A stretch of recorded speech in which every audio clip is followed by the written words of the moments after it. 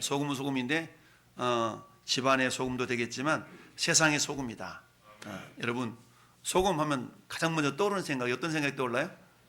짜다. 소금하면 떠오르는 생각이 짜다. 그죠? 짜다. 이 소금이 쓰여지는 곳을 어떤 분이 이렇게 대충 헤아려 보니까 약 13,000가지 정도, 13,000곳 정도 이렇게 소금이 쓰여지더랍니다. 그래서 가장 큰 역할은 짠맛 때문에 그야말로 우리가 보통 방부제 역할을 하지 않습니까? 그래서 소금은 방부제 역할을 하는 것뿐만 아니라 다양한 역할이 있죠. 그래서 맛을 가미하는데, 그래서 설탕이 들어간, 설탕만 들어간 것보다 설탕에다가 또 소금을 이렇게 얹으면 음식 맛이 약간 맛깔나잖아요. 이처럼 소금이라는 것은 굳이 뭐 설명하지 않아도 여러분들이 직접적으로 사용하고 있고 다양한 기능이 있죠. 근데 주님은 전에 여러분을 향해서 너희가 세상의 소금이다 라고 말씀하고 있습니다. 그렇다면 소금의 다양한 역할 가운데, 기능 가운데 하나님은 우리에게 세상 속에서 어떤 역할을 하기를 원하시기에 우리를 세상의 소금이라 그랬을까 라고 하면 우리가 돌아볼 수 있기를 바랍니다. 여러분, 소금하면 소금의 역사는 굉장히 오래됐죠. 소금의 역사. 자, 소금의 역사 오래됐는데 오늘 말씀 제목 한번 같이 읽읍시다. 시작. 아멘. 소금이 맛을 잃으면.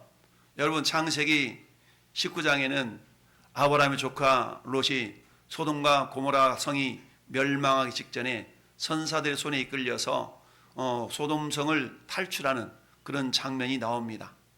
그러면서 뭐라고 얘기합니까? 너희들은 빨리 도망가는데 절대로 뭐하지 말아라? 뒤돌아보지 말아라 라고 말씀하죠. 그런데 누가 뒤돌아봤어요? 롯의 마누라가 뒤를 돌아본 고로 뭐가 되었더라? 소금 기둥이 되었더라. 그래서 저 사해 근처에 가보면 저는 소금 기둥, 바위 기둥이 있는데 저걸 보면서 롯의 철을 기억한다 그래요. 그래서 주님이 뒤돌아보지 말라 그랬는데 뒤돌아봤기 때문에 소금 기둥이 되었다는 거죠. 여러분, 저 뒤에 보이는 바다가 사해바다인데요. 사해바다는 보통 바다의 소금 농도보다 10배가 더 짭니다. 10배가 더 짜가지고 저곳에는 그저 가만히 있으면 둥 떠요. 둥 떠. 그러니까 수영을 못하는 사람들도 저기 가면 수영을 할 수 있어. 가만히 있으면 둥 떠가지고 그 정도로 염분이 굉장히 농도가 진하죠. 그래서 저 그 사해바다 한쪽에는 소금을 채취해 가지고 거기서 미네랄을 추출을 해서 화장품을 만들고 약품을 만들고 여러 가지 그런 기능성 그런 제품들을 만드는 공장도 있고 그러거든요. 어찌하든 저 소금 기둥을 보면서 야, 왜 소금 기둥이 됐을까? 저 소금 기둥을 바라봐야만이 오늘 소금이 맛을 잃으면 이라는 내용이 이해가 됩니다.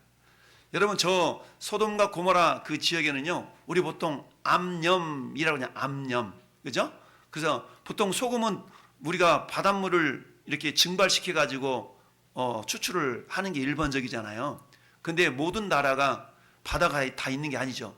그러다 보니까 하나님께서는 또 공평하게도 암염, 그러니까 바위는 바위인데 소금 바위가 있다니, 소금 바위. 소금으로 된 바위에서 이렇게 소금을 채취하는 그런 경우가 있죠. 그래서 저 마트에 가보면은 노란, 주황색, 빨간 비스꼬름한 소금, 어디산? 히말라야산 소금 뭐 이런 게 있잖아요. 그래가지고 빨가죽죽 해가지고 히말라야에서 뭐 바다도 없는데 소금이 나와요. 그것은 어때요? 암염이라고 그래가지고 소금 바위죠. 바위 소금이죠. 거기 채취한 소금이 있는데 저 이스라엘 땅은 물론 지중해하고 사해바다가 있긴 하지만 그러나 토양적으로 어떤 토양이 아니면 그 암염, 소금이 이렇게 녹아가지고 결정화된, 그러니까 흙과 소금이 같이 섞어진 그런 지형이에요. 그러다 보니까 저기 기둥으로 되어 있는 저게 뭐냐면 흙하고 소금하고 같이 섞여져 있어요. 그러니까 깨부시면 저 안에는 흙도 있지만 소금도 있는 거예요. 그래서 저걸 깨부셔서 소금기가 다 빠져버리면 뭐만 남아요? 흙만 남는 거죠. 흙만 남아요. 그래서 오늘 말씀에 자, 짠맛이 잃어버리면 뭐 어디 쓸 데 없으니까 밖에 버려져 다만 밟힐 뿐이다 라는 말은 저처럼 소금하고 흙하고 같이 섞여져 있는데 저기에 소금 기운이 이렇게 소금 성분이 빠져나가 버리면은 흙 자체는 아무런 의미가 없어서 밟혀진다라는 그런 의미거든요. 그러니까 저기 지형 자체가, 토양 자체가 흙하고 소금으로 이루어진 암염, 그런 토질이기 때문에 그런 주님의 비유가 그 당시에 사는 사람들한테는 이해가 되는 거예요. 근데 오늘날에는 소금이 맛을 잃을 수 있어요? 없어요? 이렇게 물어보면 대답하기 그렇죠. 소금은 맛을 잃을 수가 없어요. 보통 소금 그러면 NaCl이라고 해요. NaCl, 염화나트륨. 염화나트륨이 소금인데 염화나트륨 자체는 원래가 짠맛이 있는 거예요. 이걸 전기 분해해가지고 나트륨하고 염수하고 이렇게 분해시켜버리면 모를까? 이거는 물리적인 힘으로는 분해가 안 되거든요. 그러다 보니까 어떻게 돼요? 염수하고 이렇게 그 나트륨하고 화학 반응을 시켜가지고 소금을 만들죠. 이걸 갖다가 인공소금이라고, 인공소금, 화학소금이라고 그러죠. 그러니까 화학소금은 뭐예요? 그냥 짠맛은 있지 우리에게는 별로 유익하지 않잖아요. 그래서 저 바닷물을 이렇게 증발시켜가지고 얻은 그 소금에는 다양한 미네랄이 섞여 있기 때문에 그래서 우리는 어떤 소금을 먹어야 돼요? 천연소금이라 그러죠. 이 천연소금이 우리에게 참 유익한데, 근데 천연소금은 그야말로 많은 노동력이 들어가죠. 근데 어때요? 염수하고 그야말로 나트륨하고 섞어가지고 화학반을 시켜가지고 만들어낸 소금은 만들기가 쉬워요. 그러니까 쉽게 많이 적용이 되고 사용이 되어지는데, 어쨌든 그런 의미 속에서 본다 그러면 소금이라는 건 짠맛을 잃어버릴 수가 없거든요. 그러니까 원래 소금은 짠 거예요, 짠 거. 근데 짠맛을 잃어버린다는 얘기는 저런 이스라엘 지역의 어떤 토양의 그런 모습을 보면서 우리가 저러기 때문에 소금기가 빠져나가 버린 그런 토양을 보면서 우리가 밟혀온다라는 그런 의미를 생각해 볼 수가 있습니다. 오늘 주님은 마태복음 5장, 6장, 7장을 산상수훈이라고 얘기하죠. 5장 1절에 이렇게 얘기합니다. 예수께서 무리를 보시고 어디에 산에 올라 앉으시니 제자들이 나온지라. 예수님이 왜 산에 올라가서 말씀하셨을까? 어떤 데는 예수님이 바닷가에서 말씀도 하시잖아요. 바닷가에서 말씀하시는 것과 산에서 말씀하시는 것과는 영적인 의미가 달라요. 여러분, 바닷가라는 것은, 바다는 보통 세상을 상징하죠. 그러니까 바닷가라는 것은 세상 속에서 건진받아서 주님께로 나와야 될 그런 상황이라고 우리가 비유적으로 이해를 한다 그러면, 이 산이라는 것은 저 바다로부터 멀리 떨어져 있는 곳이기 때문에 믿음이 좀 장성한 이런 사람을 향한 그런 메시지라고 우리가 볼 수도 있어요. 그래서 이 산상수훈의 말씀은 예수님의 제자들을 향해서, 여기 보니까 제자들이 나온지라 그랬잖아요. 제자들을 향한 메시지가 산상수훈의 말씀이다. 즉 예수님을 믿기로 작정하고 나 제자 될랍니다라고 주님을 따르던 사람들을 향한 주님의 메시지라는 얘기죠. 그러니까 어찌 보면 좀 차원이 좀 높다라고 말씀할 수 있겠죠. 저희 여러분들은 예수님을 믿는 순간 우리는 예수님의 제자들이 됩니다. 할렐루야. 다다음 주 우리 오후 예배 말씀이 제자에 대한 이야기인데, 저는 여러분들은 예수를 믿는 순간 이미 제자예요. 그러니까 지금 여러분과 저는 뭐예요? 주님의 제자예요. 주님의 제자. 할렐루야. 따라합시다. 나는 주님의 제자. 나는 주님의 제자예요. 여러분, 이 소금이라는 것이 있는데 주님이 우리에게 너는 세상의 소금이다라고 말씀하실 때 우리는 많은 것들을 생각할 수가 있지만 우리는 세 가지를 생각해 볼 수가 있습니다. 첫 번째는 따라합시다. 자신을 부인하라. 여러분 소금이 덩어리잖아요. 덩어리. 소금이 덩어리인데 소금이 짠맛을 내려고 그러면 소금이 녹아지지 않고서는 짠맛을 낼 수가 없죠. 우리가 짠맛을 느낀다는 얘기는 소금기, 암석으로 되어져 있는 단단한 고체가 액체가 됨으로 말미암아서 우리 혀 끝에서 짠맛이다 라고 느낄 수가 있는 것이죠. 소금이 나 녹아지기 싫어 그러면 짠맛을 느낄 수가 없어요. 소금이 녹아야만이 짠맛을 느낄 수가 있는 것이죠. 이 말은 무슨 말입니까? 소금이 고체 덩어리로 있는 그 소금이 자기 자신을 부셔뜨려서 액체로 될 때에 그 액체가 우리 혀 끝에서 맛을 느낄 수가 있다는 얘기죠. 즉 이 말은 녹아진다는 얘기는 뭡니까? 자기의 형틀, 자기의 틀이 사라진다라는 그런 의미가 있는데, 이것은 달리 말하면 자신을 부인하라라는 의미가 담겨져 있다는 얘기죠. 여러분, 우리가 예수님의 제자들이 되기 위해서 우리 주님이 우리에게 요구하시는 사항이 그렇지 않습니까? 마태복음 16장이나 누가복음 14장에서도 주님이 말씀하시기를, 자, 누구든지 나를 따라오려거든 따릅시다. 자기를 부인하고 자기 십자가를 지고 나를 따르라. 그러니까 누구든지 주님을 따르려거든. 무슨 말입니까? 예수 믿고 주님의 제자된 저와 여러분은, 모든 사람들은 절대 조건이 뭐라고요? 자기를 부인하라는 얘기입니다. 할렐루야. 자기를 부인하고 여러분 자기를 부인한다는 것은 뭐예요? 철저하게 내 생각, 내 육신의 생각을 내려놓고 성령의 생각을 따라가는 것이 자기 부인이죠. 자기 부인이 되어진 자라야만이 우리가 내 자신을 죽일 수가 있다라고 표현합니다. 그래서 여러분 예수님은 요한복음 12장 24절에서 한 알의 밀이 땅에 떨어져 죽지 아니하면 한 알 그대로 있고 죽으면 많은 열매를 맺는다라고 말씀하고 있죠. 그러니까 예수께서 자기 자신이 죽어져서 많은 열매를 맺을 것을 주님이 말씀하시면서 너희도 그렇게 되라라는 이야기죠. 그러면서 요한복음 12장 25절에는 자기의 생명을 살아가는 자는 잃어버릴 것이요 이 세상에서 자기의 생명을 미워하는 자는 영생하도록 보존하리라. 그러니까 결국 자기를 부인한다는 것이 뭐냐? 결국 뭡니까? 내 생명을 막 아등바등하면서 목숨을 지키려고 하는 그런 존재들이 아니라 주와 복음을 위해서 내 생명을 내어놓을 수 있는 그런 믿음의 모습. 이런 것은 어떨 때 가능하냐? 봤더니 로마서 8장 6절에 육신의 생각은 사망이요 성령의 생각은 생명과 평안이니라 라고 말씀하신 것처럼 전 여러분들이 성령의 생각을 쫓아가는 삶, 이게 자기를 부인하는 삶이다 라는 얘기입니다. 이를 위해서 사도 바울은 고린도전서 15장 31절에서 이렇게 말씀하고 있습니다. 형제들아, 내가 그리스도 예수 우리 주 안에서 가진 바 너희에 대한 나의 자랑을 두고 단언하노니, 따라합시다. 나는 날마다 죽노라. 여러분 많은 자랑거리가 있지만 사도 바울이 자랑했던 것은 뭘 자랑했냐면 나야 죽음을, 나는 날마다 죽어, 이거를 자랑했다는 얘기입니다. 여러분 세상 사람들은 뭘 자랑합니까? 자기의 권세를 자랑하고 자기의 부요함을 자랑하고 자기의 명예를 자랑하고 이러잖아요. 그런데 우리는 그런 걸 자랑할 것이 아니라 우리의 죽어짐, 즉 내가 죽고 누가 사는 겁니까? 나를 통하여 예수 그리스도가 사는 거죠. 따라서 나의 죽어짐을 자랑한다는 얘기는 나를 통하여 예수 그리스도가 드러남을 자랑하는 것이 될 수가 있겠죠. 따라서 맛이 있는 소금과 맛을 잃어버린 소금, 두 가지 말씀을 주님이 말씀하고 있는데, 그렇다면 맛이 있는 소금의 첫 번째 요소는 뭐라고요? 자기를 부인하라. 따라서 자신을 부인하라. 그렇죠? 자기를 부인하라는 얘기입니다. 이처럼 자기를 부인할 때에 어떤 현상이 나타나는가? 여러분 매주 써보신 분 계세요? 매주 우리 진유범 집사님은 매주 해마다 매주 쓰셨는데, 그죠? 매주 자주 쓰셨잖아요.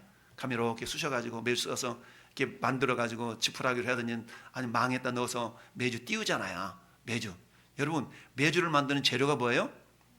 콩. 무슨 콩? 매주콩. 그잖아요. 그러니까 매주콩인데 매주콩을 어디다 보관을 해요?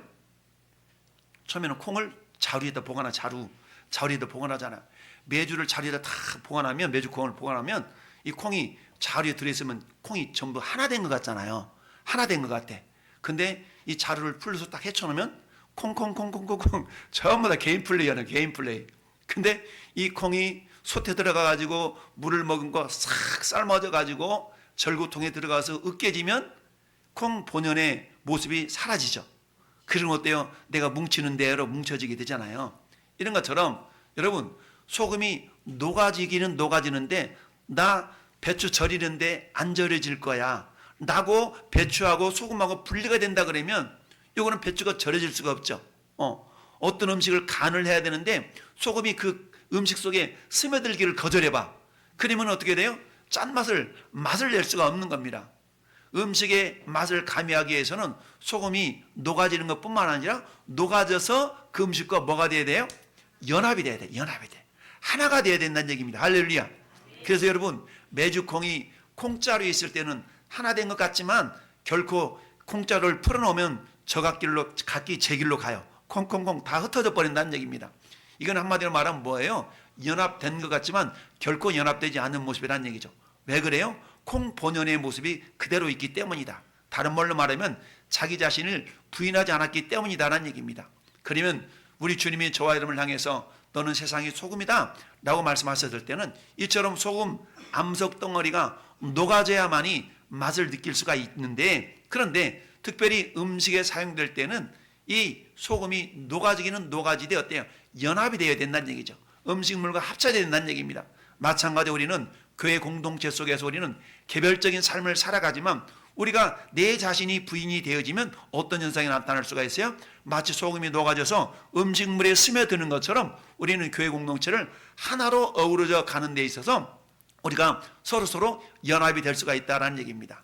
여러분 전도서 4장 12절은 그런 말씀을 하고 있습니다. 한 사람이면 두 사람이면 한 사람은 패하겠거냐 두 사람이면 능히 감당할 수 있나니 따라서 세 겹줄은 쉽게 끊어지지 않느니라.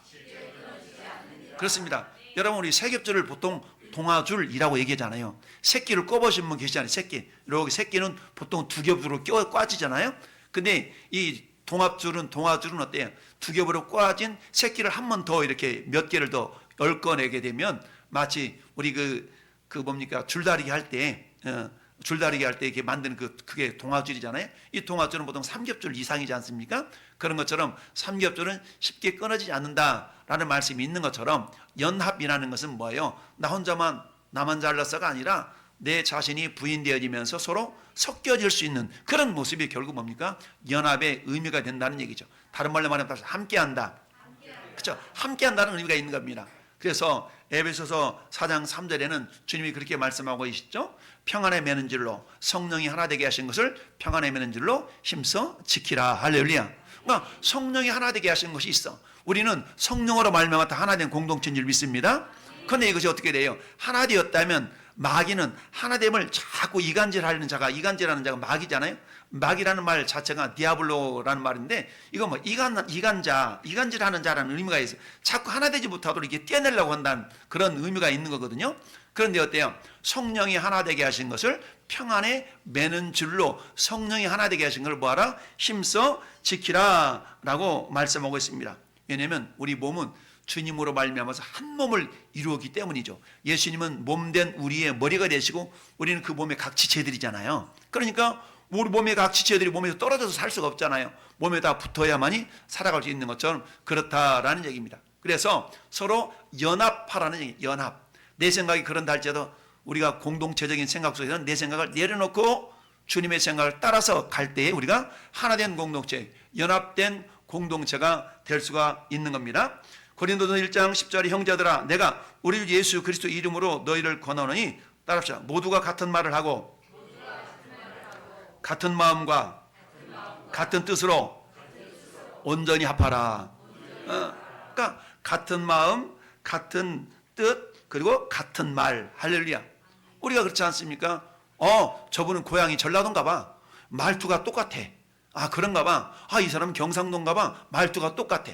같은 말을 하라는 얘기는 뭡니까? 우리는 그리스도 예수 안에서 따라서 믿음의 말, 사랑의 말, 생명의 말, 이런 말을 해야 된다는 얘기죠. 말씀하시는 거 보니까 집사님 같아. 말씀하시는 거 보니까 권사님 같아. 말씀하시는 거 보니까 옥장로님 같아요. 이처럼 우리가 같은 말을 해야 된다는 얘기죠. 그 같은 말이라는 것은 베드로전서 4장 10절 11절에 누가 말하려거든 하나님이 말씀하시는 것 같이 하고. 할렐루야. 그러니까 우리가 말할 때 예수님이라면 이런 상황에 뭐라고 말씀하셨을까라고 생각해 보면서 말을 하라는 얘기죠. 왜냐하면 전에 여러분들이 예수님을 닮아가는 그런 인격자들이 되어야 되는데 이것은 우리 나 홀로 우리가 신앙생활을 할 수는 없어요. 나 홀로 이루어지는 게 아니거든요. 그래서 에베소서 2장 19절부터 22절 사이 보니까 따라서 너희가 함께 지어져 가느니라. 그렇습니다. 우리 신앙은요.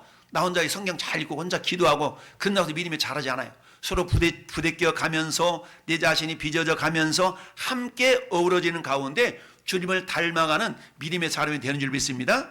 이걸 다른 말로 말하면 연합이라고 표현할 수가 있죠. 그래서 저는 여러분들은 연합하여서 하나가 되는 그런 믿음의 사람들이 되기 위해서는 어때요? 마치 소금이 녹아져서 음식물에 스며들듯이 저는 여러분들 어때요? 교회 공동체 가운데 내 생각이 있고 내 주장이 있다 할지라도 주님이 기뻐하시는 생각이 무언가라는 걸 생각하면서 내 생각을 내려놓고 주님의 생각을 함께 모두어 나가는 그런 믿음의 모습들이 우리가 서로 연합하는 모습인 줄로 믿습니다.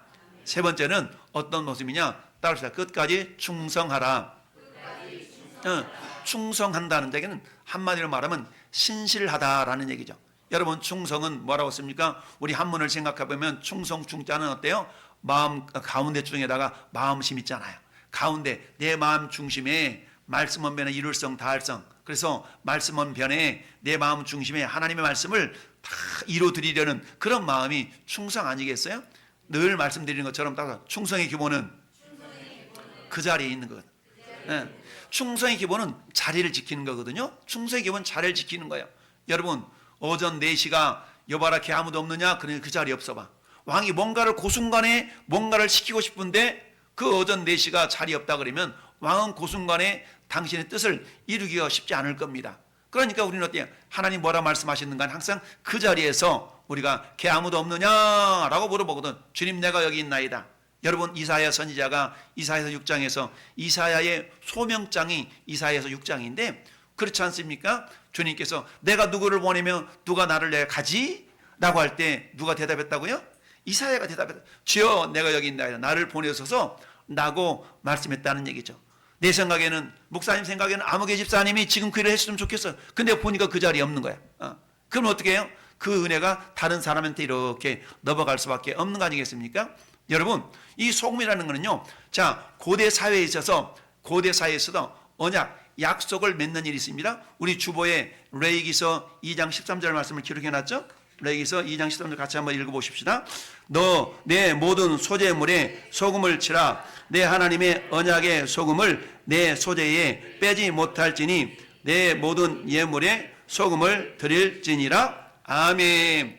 소재라는 거는요. 곡식을 이게 가루를 내어 가지고 하나님 앞에 불에 태워서 드리는 제사를 소제라 그러거든요. 그러니까 소제가 드려지기 위해서는 곡식 곡물 자체가 나달 그대로 있으면 소제가 안 돼. 다 빠져서 자기 자신의 형태가 없어야만이 이 소제가 되는 겁니다. 저와 여러분들은 날마다 소제를 드린 자가 되어야 돼요. 할렐루야. 보통 예배에는 크게 두 가지 요소가 담겨져 있어요. 첫 번째는 번제, 두 번째는 소제. 이처럼 번제와 소제 요소가 우리 예배는 담겨져 있습니다. 이 번제라는 것은 뭡니까? 홀라당 태워서 드리는 것이 번제잖아요. 번제는 어떤 의미가 있냐면 헌신의 의미가 있어요. 헌신. 우리가 헌신 예배라는 걸 드리고 있지만 매 예배마다 우리는 말씀을 듣고 우리 마음 가운데 결단하면서 내가 어떻게 주님께 헌신할까라는 헌신의 결단이 있는 게 뭐라고요? 이게 번제 성격이에요. 번제.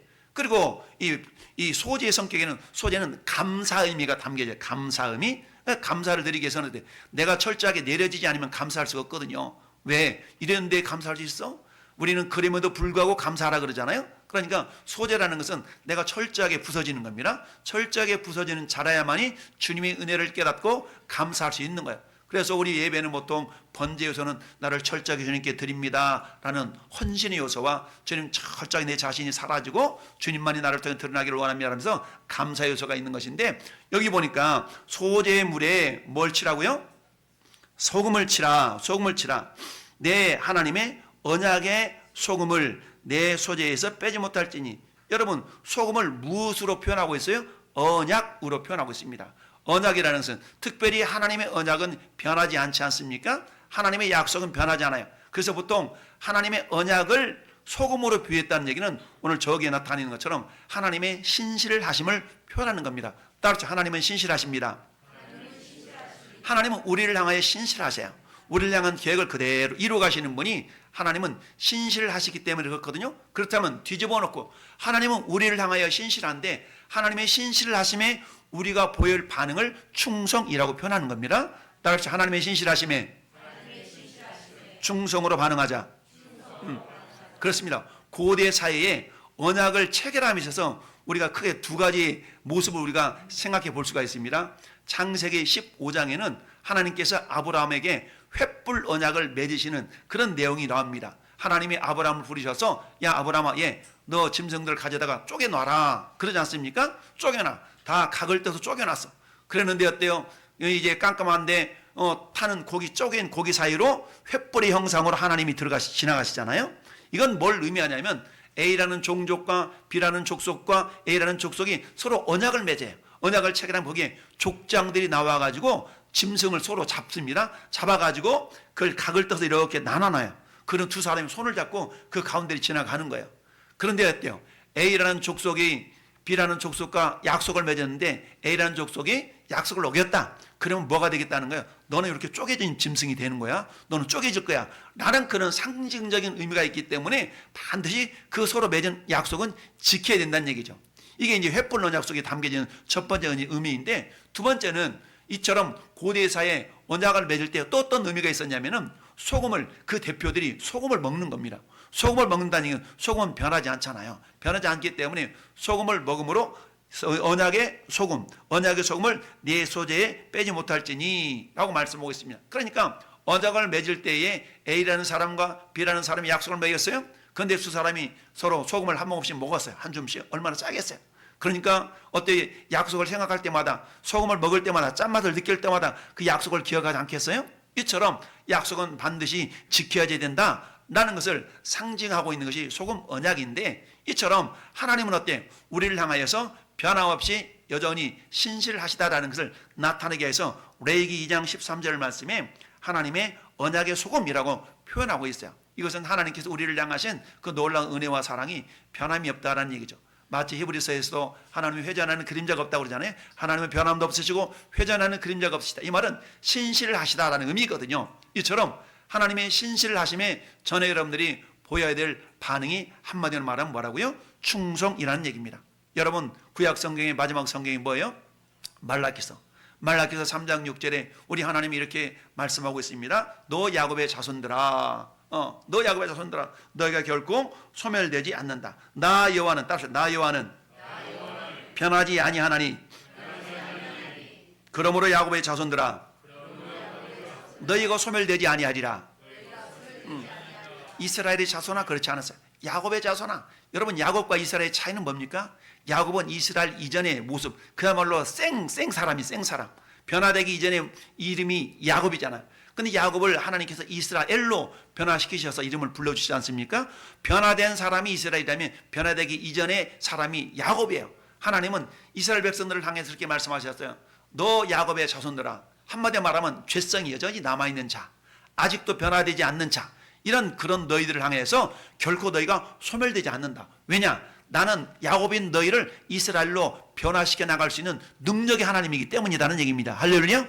오늘도 하나님은 저와 여러분들을, 야곱과 같은 저와 여러분을 하나님은 마침내 이스라엘이라는 그런 하나님의 언약의 사람으로 변화시켜 가실 줄 믿습니다. 이게 하나님의 신실하심이라는 얘기입니다. 우리는 그렇다면 어때요? 그 하나님의 신실하심 앞에 우리는 어때요? 마치 주님께 우리가 헌신하고 충성하는 그런 모습들을 보여야 되는 것처럼, 여러분, 고린도전서 15장을 부활장이라고 그러잖아요. 부활장의 마지막 절이 15장 58절인데요. 15장 58절이 이렇게 말씀하고 있습니다. 그러므로 내 사랑하는 형제들아, 견실하며 흔들리지 말고 항상 주의 일에 더욱 힘쓰는 자들이 되라. 이는 너희 수고가 주 안에서 헛되지 않은 줄 알미라. 할렐루야. 여러분이 주와 복음을 위해서 행하는 모든 몸짓 하나나 행동 하나를 주님이 결코 헛되다 하지 아니하신다는 얘기예요. 그러니까 어떻게 그걸 우리가 안다 그러면 신실한 주님 앞에 우리가 충성된 모습으로 주님께 반응을 보일 수 있어야 된다라는 얘기죠. 그래서 어때요? 계시록 2장 10절에 죽도록 충성하라. 그러면 생명이 멸관이 너에게 있으리라 라고 주님이 말씀하심을 기억하면서, 여러분, 오늘 하나님이 저와 여러분을 향해서 너는 세상의 소금이다 라고 말씀하셨을 때 첫 번째 우리는 뭘 기억할 수 있어야 된다고요? 자신을 부인하라. 자신 부인된다니 마치 소금이 녹아지는 것처럼 본래 형체가 사라지는 거예요. 내 자신 육신의 욕심이 사라지는 겁니다. 두 번째 뭐하라? 연합하라. 서로 연합하라. 따라서 서로 연합하라. 연합이라는 것은 뭐예요? 소금이 녹아지긴 녹아졌는데 묻어들지 않아. 스며들지 않아. 이러면 안 된다는 얘기입니다. 내가 예수 믿기로 작정하고 예배당에 나왔어. 근데 나 홀로 그냥 독립적으로, 그러면 안 된다는 얘기죠. 서로 어우러지고 서로 섞어져 가지고 하나가 되는 데에서 내가 어떤 역할을 할까라는 것을 생각해 보아야 된다라는 얘기고요. 할렐루야. 세 번째는 어때요? 하나님은 소금 언약이라는 말씀, 언약의 소금이라는 말씀으로 당신의 신실하심을 우리에게 보여주고 있는데, 주님이 신실하시기 때문에 우리는 그 신실하심에 대한 반응이 뭐라고요? 충성으로 나타낸다는 얘기죠. 근데 어때요? 한두 번 충성할 수가 있지만 우리 주님은 어때요? 끝까지 우리를 사랑하시고 끝까지 우리를 향한 신실하시기 때문에 우리도 그 하나님께 대해서 끝까지 충성할 수 있어야 된다라는 얘기죠. 할렐루야. 그렇게 해서 우리가 끝까지 충성하는 믿음의 사람이 되기를 바랍니다. 이 세 가지, 이처럼 전에 여러분들은 맛이 있는 소금이라면 이 세 가지 모습이 나타난다는 얘기예요. 그런데 주님 무엇을 염려하고 계세요? 맛을 잃어버린 소금에 대한, 여러분, 맛을 잃어버린 소금이라는 얘기입니다. 자, 여기서 맛을 잃어버렸다, 우리말로 말하면 그 맛을 잃으면 이라고 되어 있지만, 여기서 맛을 잃어버린다라는 단어는 저 두 번째 단어인 모라이노라는 단어예요. 모라이노. 근데 이 모라이노라는 단어는 맛을 잃어버린다는 의미는 없어요. 원래는 그 의미는 어떤 의미라고요? 미련하게 행하다, 미련하게 행동하다 라는 그런 의미가 담겨져 있는 단어예요. 그런데 이 모라이노라는 단어는 어디서 왔냐면 미련하게 행동하기 때문에 동사잖아요. 동사. 이 동사는 모로스라는 형용사에서 왔어요. 이 모로스라는 형용사는 미련한, 신앙심이 없는 이런 말이에요. 여러분, 마태복음 7장 26절에는 우리 주님이 모래 위에 집을 짓는 자의 미련함에 대해서 말씀하고 있습니다.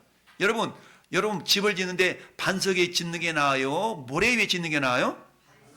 당근 반석 위에 지어야만이 기초가 든든할 거 아니겠습니까? 그런데 여러분, 반석 위에 짓지 않고 모래 위에 집을 짓는 사람의 비유를 주님은 이렇게 말씀하고 있습니다. 나의 말을 듣고 행하지 아니하는 자는 그 집을 모래 위에 지은 따라합시다. 어리석은 사람 같으리니. 그래서 어리석은, 이 말이 한마디로 말하면 모로스라는 의미인데요. 이 모로스라는 의미에는 미련한, 어리석은이라는 의미도 있지만 신앙심이 없는 이런 의미가 있어요. 그러니까 모로스라는 형용사에서 모라이노가 왔는데 미련하게 행동하다는 얘기는 다른 말로 표현한다면 믿음 없이 행동한다는 얘기입니다. 믿음 없이 행동한다는 얘기입니다. 여러분, 사도 바울은 로마 교회를 향해서 로마서 14장에 뭐라고 말씀하겠어요? 믿음으로 행하지 않은 모든 것이 뭐다? 죄다. 믿음으로 행하지 않는 모든 것이 죄라고 말씀하고 있어요. 따라서 저는 여러분들은 어때요? 믿음으로 행해야 되는데 신앙심이 없이 행한다는 얘기입니다. 신앙심이 없이 행하는 거예요. 그러면 어때요? 신앙심이 없다는 얘기는 믿음이 없다는 얘기잖아요. 그럼 믿음은 어디서 와요? 믿음은 말씀에서 오잖아. 믿음은 들음에서 나며 들음은 그리스도의 말씀으로 말미암느니라. 그러니까 결국 맛을 잃어버렸다는 얘기는 무엇과 상관없이 살아가는 거예요? 말씀과 상관없이 살아가는 겁니다. 그래서 미련하게 행동하는 거예요. 고린도전서 1장 20절 말씀에는 이렇게 기록하고 있습니다. 지혜 있는 자가 어디 있느냐? 선비가 어디 있느냐? 이 세대의 변론자가 어디 있느냐? 하나님께서 이 세상의 지혜를 미련하게 하신 것이 아니냐라고 말씀하고 있습니다. 그래서 어때요? 아까 우리가 소대 말씀드렸던 것처럼 고린도전서 1장 18절에는 십자가의 도가 멸망하는 자들에게는 미련한 것이요, 그러나 구원을 받는 저와 여러분들에게는 하나님의 능력이라. 할렐루야. 어리석은 미련한 것처럼 보인다는 얘기죠. 뭐가? 십자가의 도가 미련하게 되겠죠. 그들의 믿음으로 반응을 보이지 못하기 때문에 미련스럽게 받아들일 수밖에 없다는 얘기입니다. 여러분, 맛을 잃어버린 소금이라는 얘기는 한마디로 말하면 신앙심 없이 행동한다는 얘기입니다. 신앙심 없이 행동하기 때문에 그 자체를 주님은 뭐라고 여기신다고? 너 미련하다, 너 어리석다 라고 여긴다는 얘기입니다. 여러분, 마태복음 25장은 열처녀의 비유가 나와요. 열처녀의 비유에서 어때요? 5처녀는 슬기롭고 5처녀는 어리석다고 나오죠. 그 어리석다, 미련하다는 그 단어가 모로스라는 단어. 미련하다, 이건 한마디로 말하면 믿음 없이 행동한다는 얘기입니다. 신앙 없이 행동한다는 얘기죠. 그러니까 오늘 성경에서 주님이 너희가 맛을 잃어버린 소금이다라는 얘기는, 맛을 잃어버렸다는 얘기는 한마디로 하면 미련하게 행동한다는 얘기인데, 미련하게 행동한다는 얘기는 그 근원을 따져보니까 신앙심 없이 행동한다는 얘기죠. 신앙심 없이 행동해. 근데 짠맛이 있다는 얘기는 믿음이 있기 때문에 어떻게 행동하는 거예요? 믿음이 있기 때문에 자기 자신을 부인하는 겁니다. 할렐루야. 믿음이 있기 때문에 서로 연합하는 삶을 사는 겁니다. 믿음이 있기 때문에 끝까지 충성할 수가 있는 것입니다. 그렇다면 우리는 이처럼 맛을 잃어버리는 소금이 되지 않게 해서는 우리가 어떻게 하면 되는가? 첫 번째, 따릅시다. 말씀을 사모하라. 말씀을 사모해야 돼요. 사모해야 돼요. 우리 하나님은요, 여러분, 우리가 시편 42편 1절은 자주 우리가 인용하는 말씀이잖아요. 사슴이 시냇물을 찾아 갈급한 같이 내 영혼 주를 찾기에 갈급하나이다. 할렐루야. 여러분, 우리 하나님은요, 시편 107편 9절에 저가 사모하는 심령을 만족시키시고 주인 영혼에게 좋은 것으로 채워주신다 라고 말씀하고 있습니다. 시편 119편에도 20절 말씀에 주님은 이렇게 말씀하고 있습니다. 주의 규례들을 따릅시다. 항상 사모함으로 내 마음이 상하나이다. 여러분, 얼마나 말씀을 막 사모하고 그랬으면 우리가 왜 그러잖아요. 상사병이라고 아시나요? 상사병이라는 게 있잖아요. 얼마나 보고 싶은 마음이 상해요. 마찬가지로 말씀에 대한 상사병에 걸린 모습을 시편 119편 20절이 그렇게 표현하고 있는 거예요. 그래서 내가 주의 법도들을 사모하여 싸우니 주의 의로 나를 살아나게 하소서라고 40절은 말씀하고 있습니다. 130절은 주의 말씀을 열면 빛이 비치어 우둔한 사람들을 깨닫게 하나이다. 131절에는 내가 주의 계명들을 사모함으로 내가 입을 열고 헐떡였나이다. 이 말은 뭐냐? 말씀이 들려질 때마다 아멘 아멘 라고 외쳤다는 얘기예요. 할렐루야. 아멘을 얼마나 세게 했더니 막 헐떡이는 것처럼 그렇게 표현하고 있는 모습이 시편 119편 131절의 말씀입니다. 이처럼 저 여러분들은 어때요? 말씀을 사모하는 자 되기를 바라요.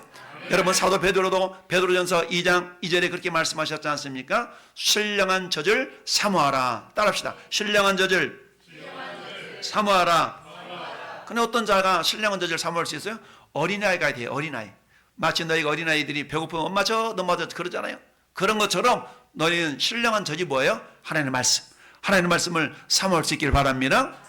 맛을 잃어버리지 않기 위해서는 말씀을 사모해야 돼. 왜요? 맛을 잃어버렸다는 얘기는 신앙심 없이 행동하는 것이기 때문에 믿음이 없는 거예요. 믿음이 없다는 얘기는 말씀이 없다는 얘기입니다. 그럼 두 번째는 사모하기는 사모하는데 따라서 배우기를 힘쓰라.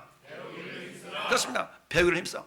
배와 면장, 알아야 면장을 살아먹는다는 우리 말도 있지 않습니까? 알지 못하면 무식하면 용감해요. 무식하면 용감해. 어리석으면 용감합니다. 그런데 뭡니까? 알면 알수록 벼가 익으면 익을수록 어떻게 돼요? 고개를 숙입니다. 빈수레가 요란하죠. 빈수레 요란해. 그런데 어때요? 물건을 실으면 실을수록 요란 소리가 다 사라지게 됩니다. 벼는 익으면 익을수록 고개를 숙입니다. 겸손해진다는 얘기입니다. 알면 알수록 그 알미라는 거는요 기노스쿠. 여러분 구약 언어로 말하면 야다라는 단어인데 야다라는 단어는요 아담이 하와를 안다라고 했을 때 그 야다 서로 동침함을 통하여 서로 아는 것을 야다라 그래. 근데 이것이 헬라어로 가니까 기노스코라는 단어로 변화가 되거든요. 기노스코. 경험적인 알을 말하는 겁니다. 그래서 호세아 선지자선 호세아서에서 요 호세아 6장 3절에 여러분 이스라엘의 멸망 그 시기에 하나님께서 멸망을 예언하면서 호세아 선지자를 보내서 북쪽 이스라엘을 향해서 하나님께서 예언하시는데 뭐라고 말씀하시냐면 따라서 여호와를 알라. 힘써 여호와를 알라. 하나님을 알지 못해가지고 하나님을 알지 못해서 이스라엘은 망한다 그랬어요. 하나님 몰라서 망하는 거예요. 그러니까 하나님을 알아야 돼. 하나님의 마음을 알아야 됩니다. 할렐루야. 하나님의 계획을 알아야 됩니다. 하나님의 뜻을 알아야 됩니다. 할렐루야. 그렇게 해서 우리가 말씀을 사모하고 말씀을 배우기를 힘쓰지 않는다면 우리는 제대로 알아먹을 수가 없다는 얘기죠. 여러분 잠언서 2장 1절 5절 사이에는 주님의 지혜로움에 대한 얘기가 쫙 나옵니다.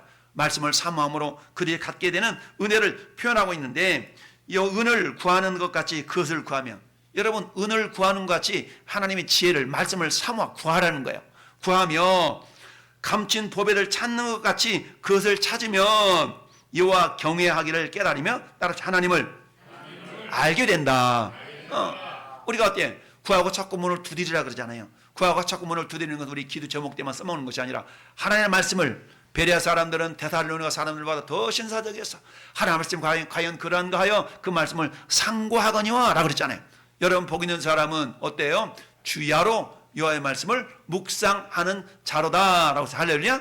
하나님의 말씀을 주야로 묵상하는 자. 그만큼 배우기를 힘쓰고 말씀을 사모하는 그런 자들을 통하여서 우리 하나님의 은혜가 저 여러분 가운데 충만히 임하고 여러분 맛을 잃어버리지 않는 소금이 될 줄로 믿습니다.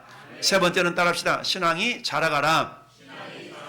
여러분 정체된 신앙 되면 안 되죠. 믿음은 자라가야 됩니다. 신앙은 자라가야 됩니다. 할렐루야. 신앙이 자라가요.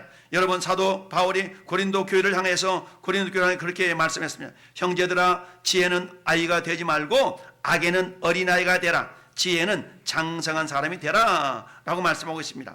뿐만 아니라 장성한 자. 여러분 베드로후서 3장 18절은 오직 우리 주 곧 구주 예수 그리스도 은혜와 그를 아는 지식에서 따릅시다. 자라가라. 자라가라는 얘기입니다. 여러분 에베소서 4장에서는 어때요? 우리가 하나님을 아는 것과 믿는 것에 하나가 되어 온전한 사람을 이루어. 여러분 아는 것과 믿는 것과 아는 것이 하나가 되라는 얘기입니다. 내 지식이 삶으로 경험이 되어지고 체험이 될 때 이게 온전한 알미 되는 거거든요. 할렐루야. 따라서 알미. 삶이 될 때 진짜 믿음이 된다. 알미 삶이 될 때 진짜 믿음이 돼. 그럴 때 어때요? 세상 풍조에 요동치 않는 장성한 믿음의 사람이 된다라는 얘기입니다. 이처럼 우리는 어린아이 신앙이 아니라 장성한 신앙의 사람이 될 때에 우리는 뭐가 되는 거예요? 소금이 된다는 얘기죠. 우리 맛을 잃어버리지 않는 소금이 된 줄로 믿습니다.